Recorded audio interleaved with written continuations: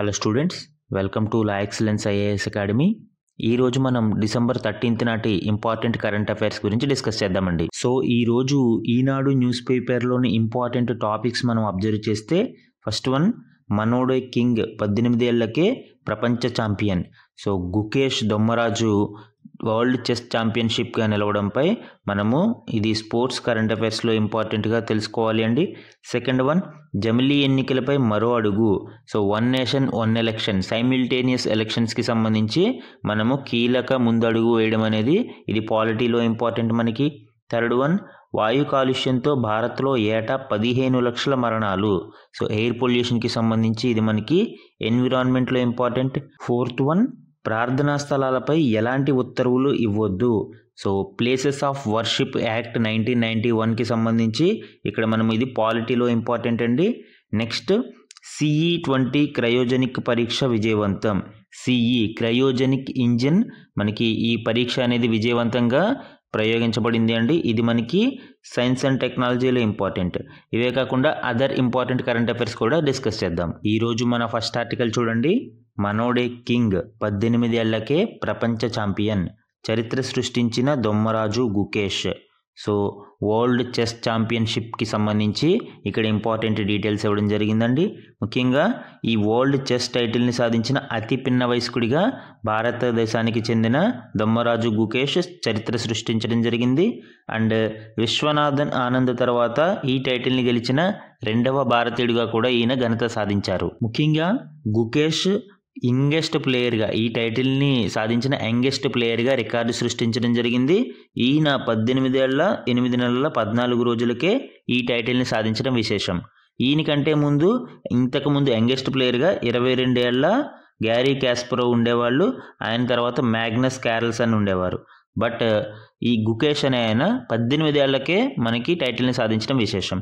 అలానే భారతదేశం తరపున ఈ వరల్డ్ చెస్ ఛాంపియన్షిప్ గెలిచిన రెండవ భారతీయుడిగా, అంతకుముందు విశ్వనాథన్ ఆనంద్ గెలిచారు. ఆయన 5 సార్లు ప్రపంచ ఛాంపియన్షిప్ గెలిచారు. విశ్వనాథన్ ఆనంద్ మొదటిసారిగా 2000వ సంవత్సరంలో తొలిసారి ప్రపంచ ఛాంపియన్షిప్ టైటిల్ని గెలవడం జరిగిందండి.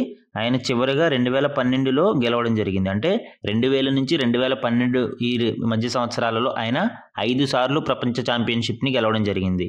సో మనకి ఇక్కడ భారతీయులు ఎంతమంది విన్ అయ్యారనేది ఇంపార్టెంట్. అలానే యంగెస్ట్ ప్లేయర్ ఎవరనేది కూడా ఇంపార్టెంట్. సో మనకి స్పోర్ట్స్ కరెంట్ అఫైర్స్లో ఇవన్నీ గుర్తుపెట్టుకోవాల్సిన అవసరం ఉంటుందండి. మన నెక్స్ట్ ఆర్టికల్ చూడండి. జమిలీ ఎన్నికలపై మరో అడుగు. సో 2 బిల్లులకి కేంద్ర కేబినెట్ ఆమోదం. కేంద్ర కేబినెట్ జమిలీ ఎన్నికలకి సంబంధించిన 2 బిల్లులకి ఆమోదం తెలిపిందండి. ప్రస్తుతానికి లోక్సభ అసెంబ్లీ ఎన్నికలకే పరిమితం. అంటే లోకల్ బాడీకి సంబంధించిన ఎలక్షన్స్ ఈ జమిలీలలో లేవు ప్రస్తుతం. స్థానికంపై తర్వాత నిర్ణయం. ఆర్థిక భారం తగ్గుతుందన్న భాజపా, ప్రజాస్వామ్య వ్యతిరేకమన్న విపక్షం. సో ఇక్కడ ఇంకా డిస్కషన్ అనేది జరుగుతూ ఉంది. దీనికి సంబంధించి పార్లమెంట్లో బిల్లు పాస్ అవ్వాలి.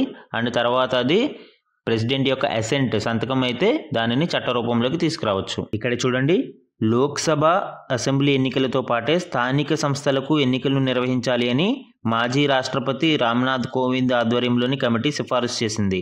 ఇందుకోసం 2 రాజ్యాంగ సవరణ బిల్లులను ప్రవేశపెట్టాలని సూచించింది. అయితే స్థానిక ఎన్నికల విషయాన్ని ప్రస్తుతానికి పక్కన పెట్టిన కేంద్రం లోక్సభ అసెంబ్లీ ఎన్నికలపై తీసుకోవాల్సిన బిల్లులకు పచ్చజెండా ఊపింది. అంటే దీని వలన ఏం జరుగుతుంది, 50% రాష్ట్రాలు ఆమోదం తెలపాల్సిన అవసరం లేదు ఇప్పుడు. ఎందుకు, ఈ స్థానిక సంస్థల ఎన్నికలకి సంబంధించిన డెసిషన్ అనేది ఇప్పుడు అవసరం లేదు కాబట్టి దీనికి 50% of the ratification of states అనేది అవసరం లేదు. ఓన్లీ మనకి కేవలం పార్లమెంట్ ఈ బిల్ని పాస్ చేసి ప్రెసిడెంట్ ఆమోదం పొందితే అక్కడితో మనకి ఇది చట్టరూపంలోకి వస్తుంది. అయితే ఇప్పుడు పార్లమెంట్లో ప్రవేశపెడుతున్న 2 బిల్లులలో ఒకటి సాధారణ బిల్లు అయితే రెండవది రాజ్యాంగ సవరణ బిల్లు. సో ఈ రెండింటి యొక్క ప్రాసెస్ అనేది డిఫరెంట్గా ఉంటుంది. సాధారణ బిల్లుకి ఉభయ సభల్లో సాధారణ మెజారిటీ సరిపోతుంది.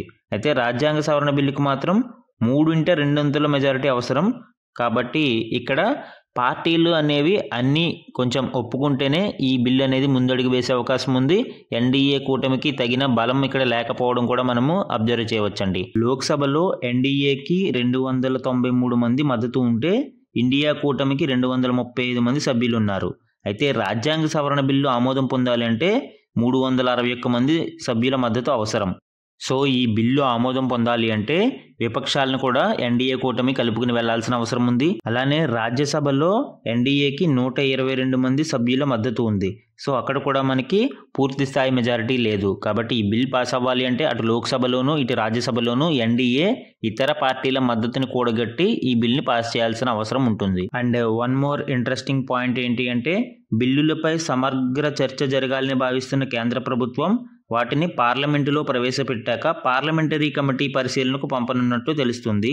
ఈ కమిటీ ద్వారానే రాష్ట్రాల స్పీకర్లతో సంప్రదింపులు జరపాలని భావిస్తుంది. సో పార్లమెంటరీ కమిటీకి పంపిన తర్వాత సమగ్ర చర్చ జరిపి దానిని బిల్ పాస్ చేసే విధంగా కేంద్రం ప్రయత్నిస్తుందండి. సో ఈ కంటెక్స్ట్లో రామ్నాథ్ కోవింద్ కమిటీ సిఫార్సుల్ని కూడా మనం అబ్జర్వ్ చేస్తే మాజీ రాష్ట్రపతి రామ్నాథ్ కోవింద్ నేతృత్వంలో ఏర్పాటైన కమిటీ జమిలీ ఎన్నికలపై పలు సిఫార్సులు చేసింది.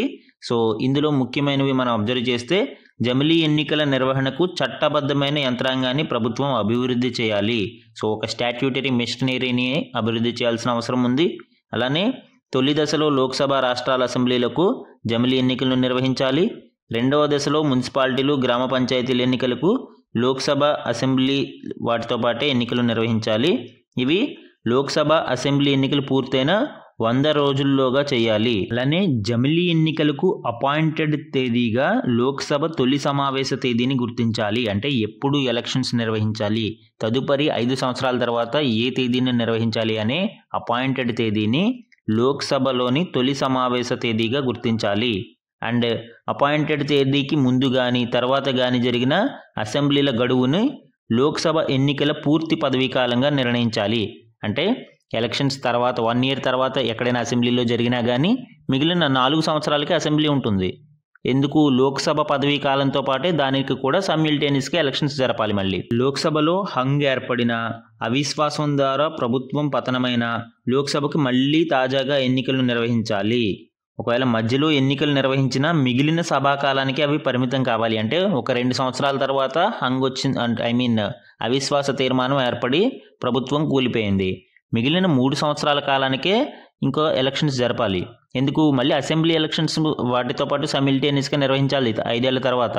కాబట్టి మధ్యలో ఏమైనా ప్రభుత్వం కూలిపోయే అవకాశం ఉంటే మిగిలిన కాలానికి మాత్రమే ఎన్నికలు నిర్వహించాలి. అండ్ అసెంబ్లీలకు మధ్యలో ఎన్నికలు జరపాల్సి వచ్చినా అవి లోక్సభ గడువు ఉన్నంత వరకే కొనసాగాలి. అంటే అసెంబ్లీలలో కూడా ఇలాగ ఏమైనా ప్రభుత్వం కూలిపోయి కొత్తగా ఎన్నికలు నిర్వహించాల్సి వస్తే, అంటే ఒక 3 సంవత్సరాల తర్వాత ప్రభుత్వం కూలిపోయింది అనుకోండి, మిగిలిన 2 సంవత్సరాలకి ఎన్నికలు నిర్వహించాలి.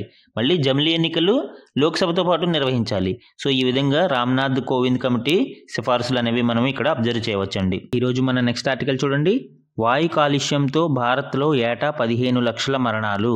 సో భారతదేశంలో కేవలం ఎయిర్ పొల్యూషన్ కారణంగానే 15 లక్షల మరణాలు సంభవిస్తున్నాయని ల్యాన్సెట్లో ప్రచురితమైన ఒక అధ్యయనం వెల్లడించిందండి. దీర్ఘకాలంగా వాయు కాలుష్యానికి గురి కావడంతో 2009 నుంచి 2019 మధ్య భారతదేశంలో ఏటా 15 లక్షల మరణాలు సంభవించాయని ల్యాన్సెట్ ప్లానెటరీ హెల్త్ జర్నల్ ప్రచురితమైన ఒక అధ్యయనం పేర్కొంది. అలానే 140 కోట్ల మంది దేశ జనాభా కూడా ప్రపంచ ఆరోగ్య సంస్థ నిర్దేశించిన ప్రమాణానికంటే కూడా ఎక్కువ PM 2.5 అంటే పార్టిక్యులేట్ మ్యాటర్ 2.5 వాయు కాలుష్యం ఉన్న ప్రాంతాలలో నివసిస్తున్నారని తెలిపింది. ఇక్కడ అబ్జర్వ్ చేయండి, వరల్డ్ హెల్త్ ఆర్గనైజేషన్ యొక్క పారామీటర్స్ మనం అబ్జర్వ్ చేస్తే particulate matter 2.5 micrograms per metre cube. మనము 2005లో 10 మైక్రోగ్రామ్స్ ఉంటే 2021లో దానిని 5 మైక్రోగ్రామ్స్ పర్ మీటర్ క్యూబ్, అంటే ఒక ఘనపు మీటర్కు 5 మైక్రోగ్రాములు అనేది మనకి లిమిట్గా పెట్టడం జరిగింది. అండ్ PM10 చూస్తే మనము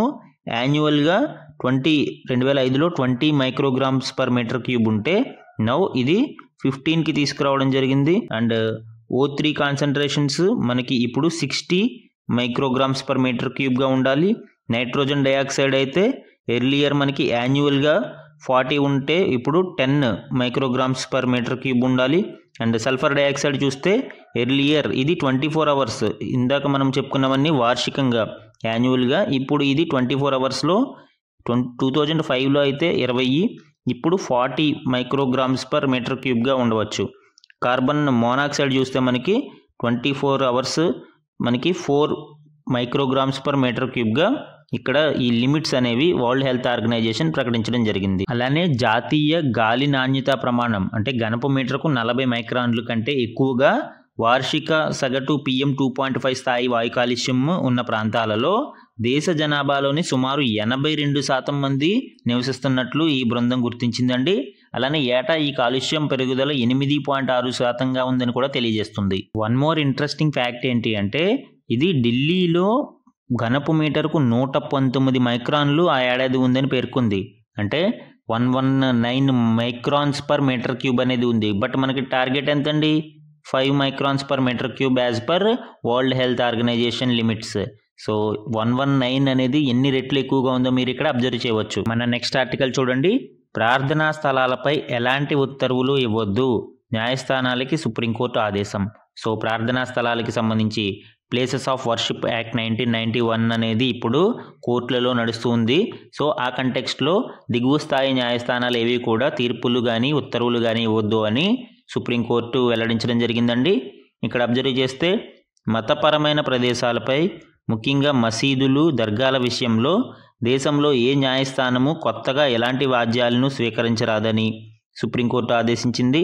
ఇప్పటికే పెండింగ్లో ఉన్న వాటిపై ఎలాంటి మధ్యంతర లేదా తుది ఉత్తర్వులను ఇవ్వద్దని స్పష్టం చేసింది. వారణాసిలోని జ్ఞానవాపి, మధురాలోని షాహీ ఈద్గా, సంబాల్లోని షాహీ జామా మసీదు సహా 10 మసీదులపై వివిధ హిందూ సంస్థలు దాఖలు చేసిన సుమారు 18 వాద్యాలు పెండింగ్లో ఉన్న నేపథ్యంలో సుప్రీంకోర్టు ఈ ఆదేశాలు జారీ చేసిందండి.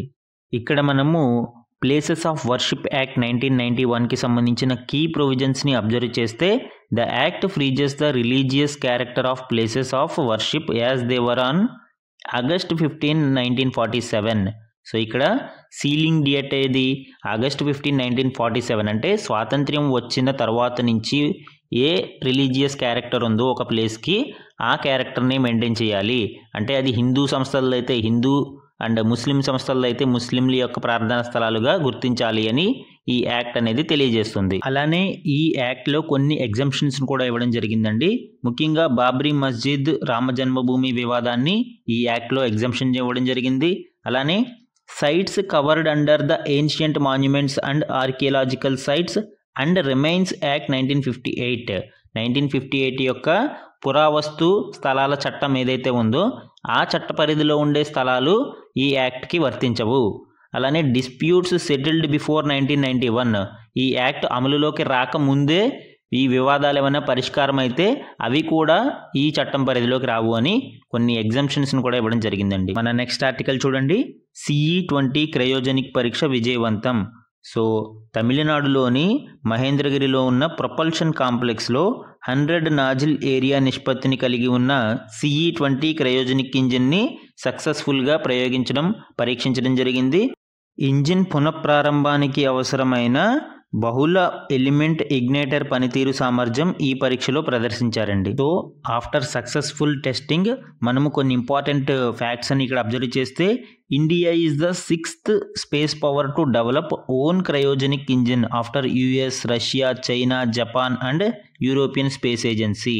సో తనంతట తాను ఓన్గా ఈ క్రయోజనిక్ టెక్నాలజీని డెవలప్ చేసుకున్న 6వ దేశంగా భారతదేశం ఆవిర్భవించింది. ముఖ్యంగా ఈ CE-20 యొక్క హై థ్రస్ట్ కారణంగా మనము వీటిని used for launching heavy satellites on board GSLV Mark 3. So GSLV Mark 3 launch వెహికల్లో హెవీ శాటిలైట్స్ని పెట్టుకుని మనము ప్రయోగాలు చేయడానికి కూడా అవకాశం ఏర్పడుతుంది. With an engine thrust of 19 tons, CE-20 can propel to space payloads up to 4 tons. అంటే ఈ హై థ్రస్ట్ ఉన్న కారణం చేత సుమారు 19 టన్నుల థ్రస్ట్ ఉన్న కారణం చేత CE-20 అనేది సుమారు 4 టన్నుల బరువు ఉన్న పేలోడ్స్ని కూడా అంతరిక్షంలోకి ప్రయోగించగలదండి. దీని వలన భారతదేశానికి లాభం ఏంటి?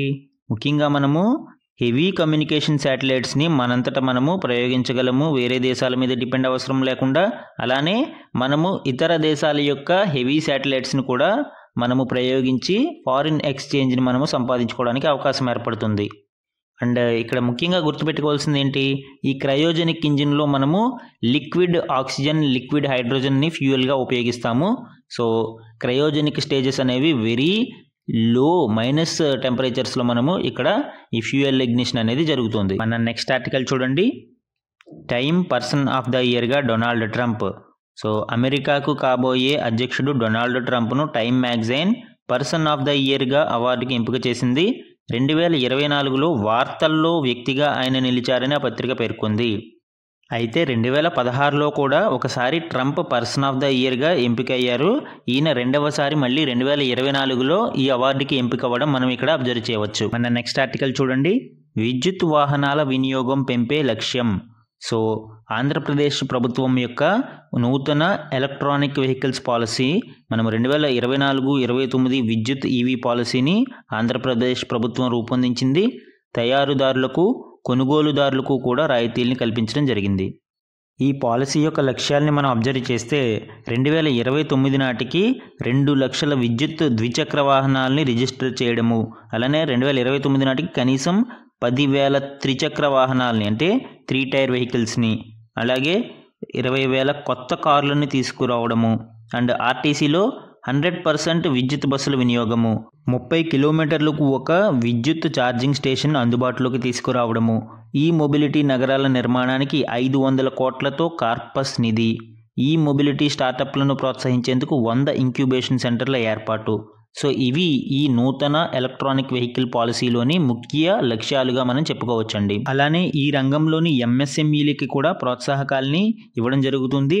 ముఖ్యంగా స్థిర మూలధన పెట్టుబడి అంటే ఫిక్స్డ్ క్యాపిటల్ ఇన్వెస్ట్మెంట్లో 35% లేదా గరిష్టంగా 7 కోట్లు, లేదా ఉత్పత్తిలోకి వచ్చిన తేదీ నుంచి వార్షిక టర్నోవర్లో 5% చొప్పున 3 ఏళ్ల పాటు గరిష్టంగా 10 కోట్ల రూపాయలు ప్రోత్సాహకాలను కూడా ఎంఎస్ఎంఈ సెక్టార్లకి అందిస్తూ ఉంది. అలానే బీసీ, ఎస్సీ, ఎస్టీ, మైనారిటీ, దివ్యాంగులు మరియు ట్రాన్స్జెండర్లకి కూడా ప్రత్యేక ప్రోత్సాహకాలను అందిస్తూ ఉన్నారండి.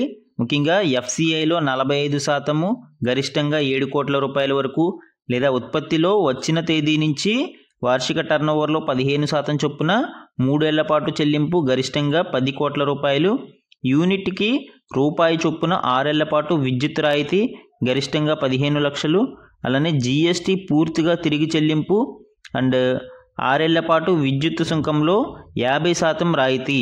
ఇది ఈవీల్లో వినియోగించే బ్యాటరీ తయారీ యూనిట్లకు వాటికి మాత్రమే ఇది వర్తిస్తుంది. అలానే నాణ్యతా ధృవీకరణ కోసం చేసే ఖర్చులో 50%, గరిష్టంగా 2 లక్షల రూపాయలు, పేటెంట్ హక్కులు పొందేందుకు చేసిన ఖర్చు గరిష్టంగా 2 లక్షల రూపాయలు, అలానే పారిశ్రామిక అవసరాల కోసం కొన్న భూములకి రిజిస్ట్రేషన్పై ఛార్జీలు పూర్తిగా మినహాయింపు, భూముల వినియోగ మార్పిడి ఛార్జీలు పూర్తిగా మినహాయింపు, ఉత్పత్తిలోకి వచ్చినప్పటి నుంచి ఉద్యోగి తరపున యాజమాన్యం చెల్లించాల్సిన ఈపీఎఫ్ పూర్తిగా 3 ఏళ్ల పాటు తిరిగి చెల్లింపు, ఒక్కో సంస్థకు గరిష్టంగా 1,00,000 రూపాయలు చొప్పున, అలానే ఎక్కువ మొత్తంలో పెట్టుబడులు పెట్టే సబ్లార్జ్, లార్జ్ అండ్ మెగా ప్రాజెక్టులకి కూడా కొన్ని ప్రత్యేక రాయితీల్ని కల్పించడం జరిగింది. ఎర్లీ బర్డ్ ఇన్సెంటివ్స్ని కూడా కల్పించడం జరిగిందండి. అంటే ముందుగా వచ్చి పెట్టుబడులు పెట్టే సంస్థలకు కొన్ని ప్రత్యేక ప్రోత్సాహకాలు, రాయితీలు అందించడం జరుగుతుంది. అలానే ఉపాధి ఆధారిత రాయితీలు కూడా అదనంగా కల్పించడం జరుగుతుంది. పిఎల్ఐ స్కీమ్ కింద ప్రోత్సాహకాలను అందించడం జరుగుతుంది. Production linked incentives, production linked intensive కింద కొన్ని ప్రత్యేక రాయితీలను కల్పించడం జరుగుతుంది. డీకార్బనైజేషన్ సబ్సిడీలను కూడా కల్పించడం జరుగుతుంది. సో ఈ విధంగా ఒక హోలిస్టిక్ పాలసీని అటు ఉత్పత్తిదారులకు, ఇటు కొనుగోలుదారులకు కూడా రాయితీలు కల్పించే విధంగా తయారు చేయడం జరిగిందండి. మనకి ఏపీపీఎస్సీ గ్రూప్ 1 మెయిన్స్కి ఈ మొత్తం పాలసీ డీటెయిల్గా చదవడం అవసరము. అలానే గ్రూప్ 2 మెయిన్స్కి అయితే దీంట్లోని ఇంపార్టెంట్ స్టాటిస్టిక్స్ని గుర్తుపెట్టుకోవాల్సిన అవసరం ఉంటుందండి. మన నెక్స్ట్ ఆర్టికల్ చూడండి. పీఎం కుసుమ్ అమలుకు ఉత్తర్వులు. ఫీడర్ స్థాయిలో మినీ సౌర ప్రాజెక్టుల ఏర్పాటు, పర్యవేక్షణకు డిస్కమ్ సీఎండీలతో కమిటీ. సో ఆంధ్రప్రదేశ్లో పీఎం కుసుమ్ అమలుకు ఉత్తర్వులను జారీ చేయడం జరిగింది. ముఖ్యంగా రాష్ట్రంలో ఫీడర్ స్థాయిలో 3,725 మెగావాట్ల మినీ సౌర విద్యుత్ ప్రాజెక్టులను ఏర్పాటు చేయాలన్న ప్రతిపాదనను ఆమోదిస్తూ ప్రభుత్వం ఉత్తర్వులు జారీ చేసిందండి. పీఎం కుసుమ్ పథకం కింద 1,00,000 పంపు సెట్లకు దీన్ని వర్తింపజేసేందుకు డిస్కంలకు అనుమతినిచ్చింది. దీని ద్వారా శిలాజ ఇంధన వనరులపై ఆధారపడడాన్ని తగ్గించడంతో పాటు వ్యవసాయ అనుబంధ రంగాలకు అంతరాయం లేని విద్యుత్ అందుబాటులోకి వస్తుందని ప్రభుత్వం పేర్కొందండి. ముఖ్యంగా ఈ పునరుత్పాదక విద్యుత్ రంగంలో 10,000 కోట్ల పెట్టుబడులను ఆకర్షణే లక్ష్యంగా ఇంటిగ్రేటెడ్ క్లీన్ ఎనర్జీ 2024 పాలసీని ప్రభుత్వం రూపొందించింది. ముఖ్యంగా ఈ పీఎం కుసుమ్కి సంబంధించిన ఇంపార్టెంట్ డీటెయిల్స్ మనం అబ్జర్వ్ చేస్తే, పీఎం కిసాన్ అంటే ప్రధానమంత్రి కిసాన్ ఊర్జా సురక్ష ఏవం ఉత్తమ్ మహాభియాన్ స్కీమ్. దీని యొక్క ముఖ్య లక్ష్యాలు మనం చూస్తే బ్యారన్ ల్యాండ్స్లో అంటే బంజరు భూములలో mini solar energy based power ప్లాంట్స్ని ఎస్టాబ్లిష్ చేయడము, అలానే అగ్రికల్చర్ పంప్స్కి డీడీజిలైజేషన్ అంటే శిలాజ ఇంధనాల మీద ఆధారపడకుండా సోలార్ ఎనర్జీ ద్వారా అగ్రికల్చర్ పంప్స్ రన్ అయ్యే విధంగాను తీసుకురావడం దీని ముఖ్య ఉద్దేశం అండి. ఈ స్కీమ్లో 3 కాంపోనెంట్స్ ఉంటాయండి. మనము కాంపోనెంట్ ఏని అబ్జర్వ్ చేస్తే setting up of 10,000 megawatt of decentralised solar energy based power plants of capacity 500 kilowatts to 2 megawatts.